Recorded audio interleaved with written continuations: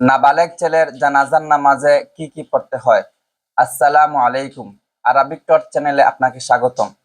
প্রিয় বন্ধুরা, এই ভিডিওতে আমরা জানবো নাবালেগ ছেলের জানাজার নামাজে কি কি পড়তে হয়। প্রথমেই নিয়ত করে আল্লাহু আকবার বলে হাত বাঁধবো।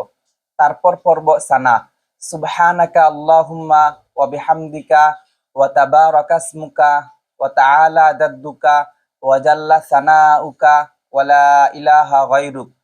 তারপর আল্লাহু আকবার বলে দুরুদ পড়ব।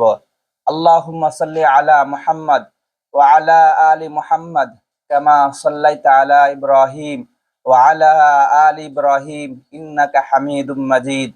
আল্লাহুম্মা বারিক আলা মুহাম্মদ ওয়া আলা আলি মুহাম্মদ কামা বারাকতা আলা ইব্রাহিম ওয়া আলা আলি ইব্রাহিম ইন্নাকা হামিদুম মাজিদ।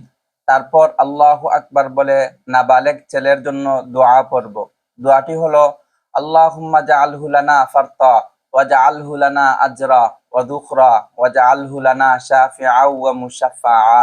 তারপর আল্লাহু আকবার বলে ডান দিকে সালাম ফিরাবো, তারপর বাম দিকে সালাম ফিরাবো।